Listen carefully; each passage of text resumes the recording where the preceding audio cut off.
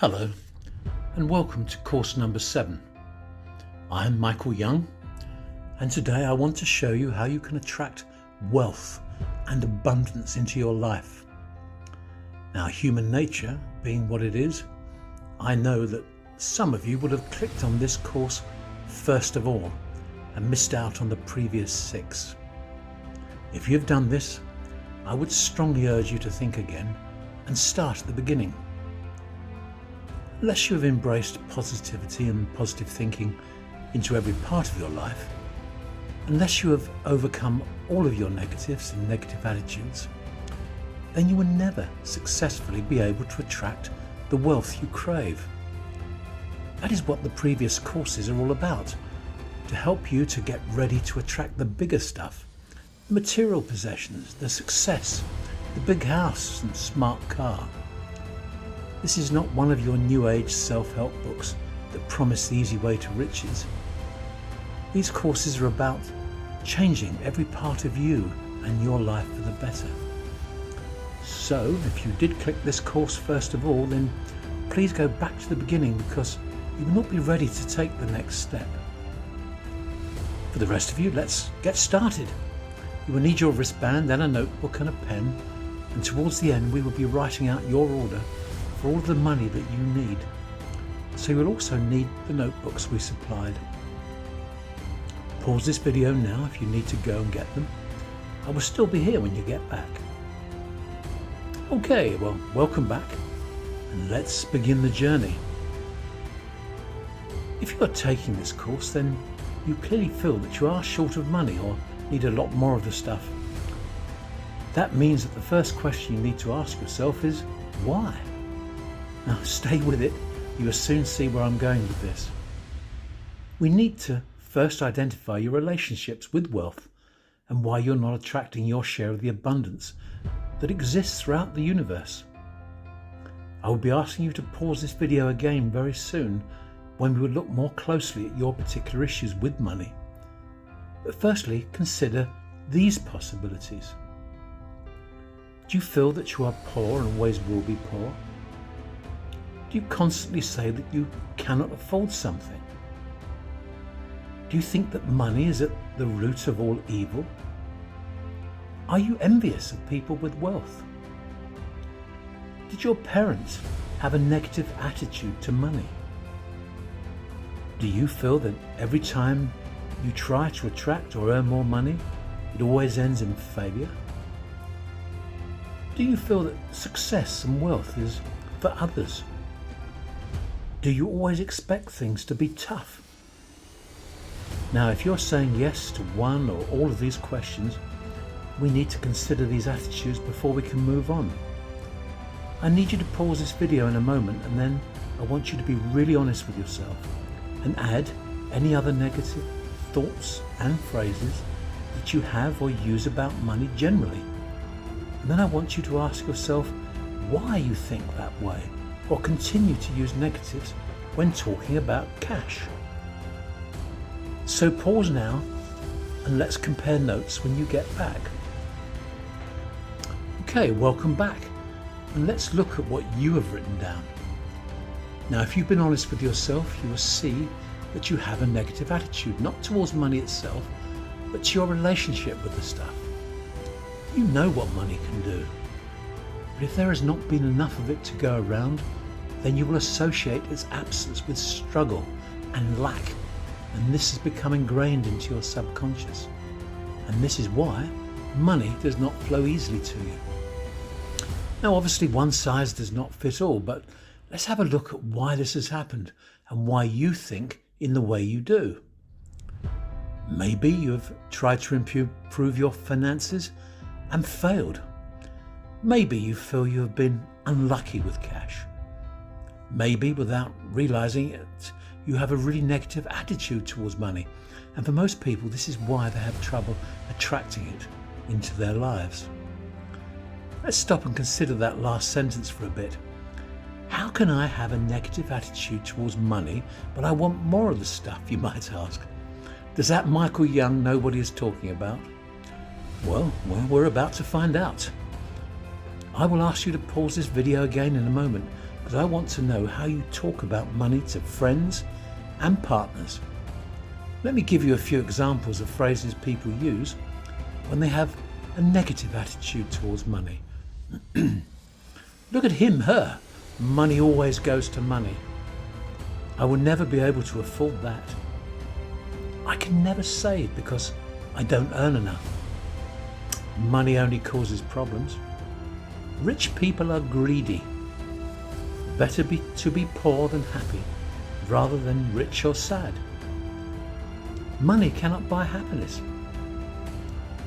If you are talking and thinking like this, then you can forget about attracting money into your life. You can affirm, imagine, and read all the self-help books in the world, but it will never happen for you, which is why we need to change that way of thinking. So pause this video again and write down any other negative phrases you might have used about money, and more importantly, what you think you should be saying instead. So please pause now. Okay, welcome back, and let's compare notes once again.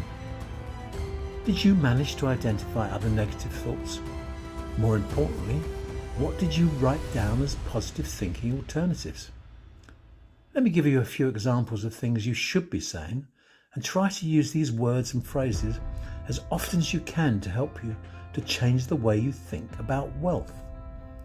Instead of, I can't afford it, try, I like this item, but choose not to buy it today. Instead of money goes to money, try, well done him or her, I'm pleased to see your success. Instead of, I can never save, try, I will put a little aside each month and watch my money grow. Instead of money only causes problems, try, money creates happiness. Instead of rich people are greedy, try, rich people like me know how to attract money. Instead of better to be poor and happy, try better to be rich and happy. Now I hope you get the idea, because every time you use negative words and phrases, these in turn reinforce your thoughts and make it impossible for the law of attraction to do its stuff. It takes practice, but the results will be worthwhile. Of course, if you want to be rich, then you have to think like a rich person. And if you want to be wealthy, you must first learn to treat money with respect. Super rich people are usually very careful with the way they spend their money. Some would argue it's because they are mean and miserly, but evidence suggests the complete opposite. Most of the world's greatest philanthropists are from the super rich, and this has been the case throughout the ages. The super rich will not squander money.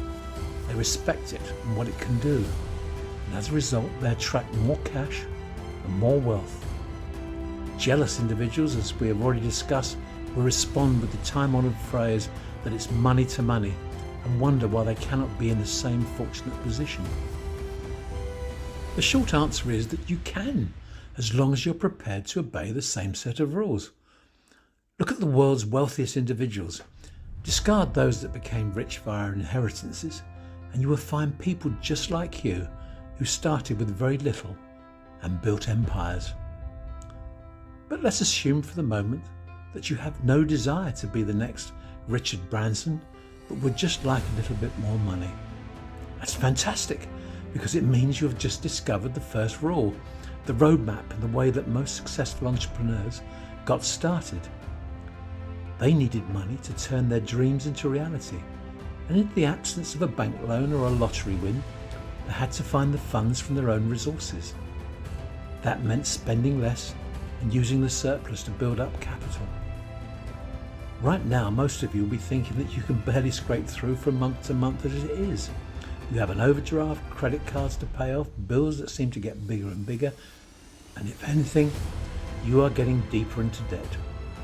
Well, that's how it's going to continue for you unless you're prepared to do something about it, because I'm now going to ask you to save at least 10% of your income each month as the next step towards becoming a wealthy person. In fact, I want you to reinforce that commitment by opening up a savings account, and every month I want you to deposit that 10% and watch it grow. Some months will be tougher than others when 10% will be impossible. But that's your target, and if 10% is too much, it might just be 1% on occasions. But you must deposit something and enjoy seeing it flourish and expand. So how are you going to find that 10% when you're already cash strapped? We come to the next stage, because you must now write down every item of expenditure you have each month and ask the question, is that really necessary? Once again, you might be asking how this is going to help you attract more money. I did say at the beginning, this is not one of those useless self-help books full of promise but low on delivery. This course is about turning you into a person that likes money, is good with money, and respects money. So let's pause this video and please make that list of every single thing that you spend money on. And when you get back, we'll see where we can make savings. So please pause now. Well, welcome back. And how did you do?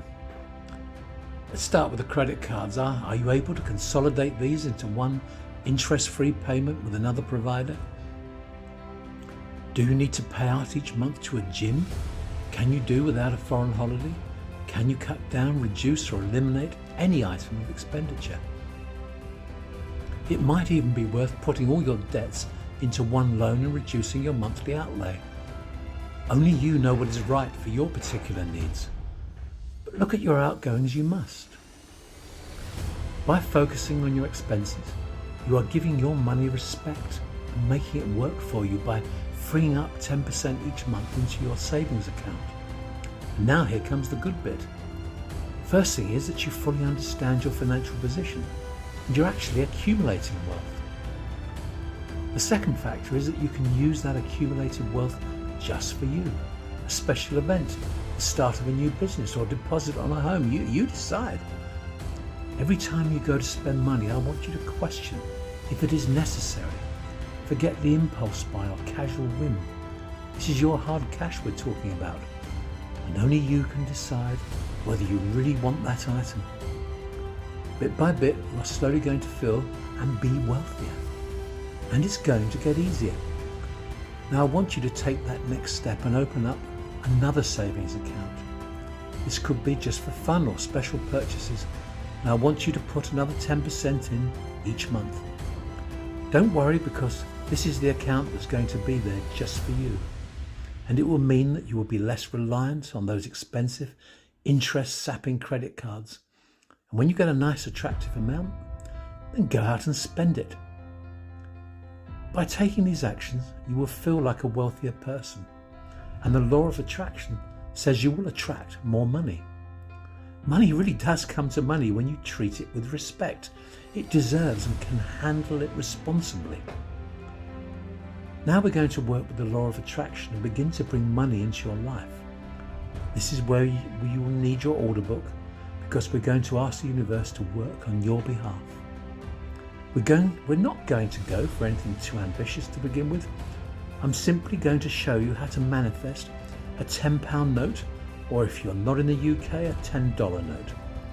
Don't be disappointed by the amount. This is all in a good cause. We all want a bit more money. Loads of the stuff will be even better. But for the purpose of this course, I want you to attract just £10 into your life, $10. If you don't think it worth the bother, then you're clearly not that worried about cash. But to use the words of a UK supermarket chain, every little bit helps. So please indulge me. If £10 or $10 means very little to you in monetary terms, this is going to seem very easy. But for some, it may well be the difference between eating tonight, or maybe even having a roof over their head. And for them, this will obviously be a lot harder. But not impossible. The reason for choosing such a small sum is to illustrate the principles of attracting money into your life in a common sense way. The real power behind positive thinking, and the reason why it works, while other forms of positive thinking simply founder in a sea of frustration. Master this simple exercise and the rest becomes easy. So resist the temptation to visualize the equivalent of a lottery win. Be humble and realistic, and your subconscious will quickly take on board that you require £10 or $10. There will not be a little voice in the back of your head telling you that £10 or $10 manifestation is impossible. There will not be any doubts about that £10 or $10 is on its way. And most importantly, you will quickly forget that you ever asked. And that's when powerful positive thinking really starts to work. So pause this video now and write down your specification to the universe. The instructions are in your booklet. Well, welcome back, and let's see how you did. Now, you wrote down that you wanted £10 or $10. As you were writing it, did you visualize what you would do with the money when it arrived? Hopefully you left it to the universe to work out how that £10 or $10 would be delivered.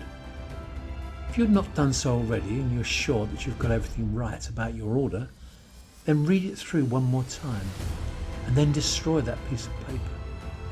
Make it as dramatic as you wish. Burn it, rip it to shreds. Organize a controlled explosion if you wish, but destroy it you must. This is you posting your order, and the universe has got the message. And now you must forget all about it. This is the most important bit. If you keep focusing on it, the universe will only see that you have not received your £10 or $10. And in time, that's what the universe will believe that you really want. Nothing. If you focus on lack of progress, then you will get more of the same. As soon as you cease to focus on the money, it will find its way to you. Perhaps you will discover £10 in the street.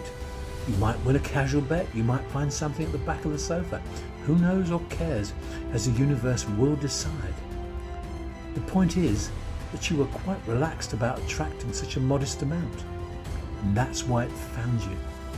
And now here comes the good bit. Once you have mastered attracting £10 or $10, it is your time to graduate to something a little bit more exciting. Maybe £100 or even £1,000. It has to be a sum that your subconscious will accept without interference from that little voice that says, not possible. And this is the main point. You have to believe that it is possible to attract money from the universe, and that is why you need training. And when you combine it with positive attitude towards money, when you begin to say all the right words, when you lose those negative ideas, then you begin to attract all the material wealth you need. Good luck.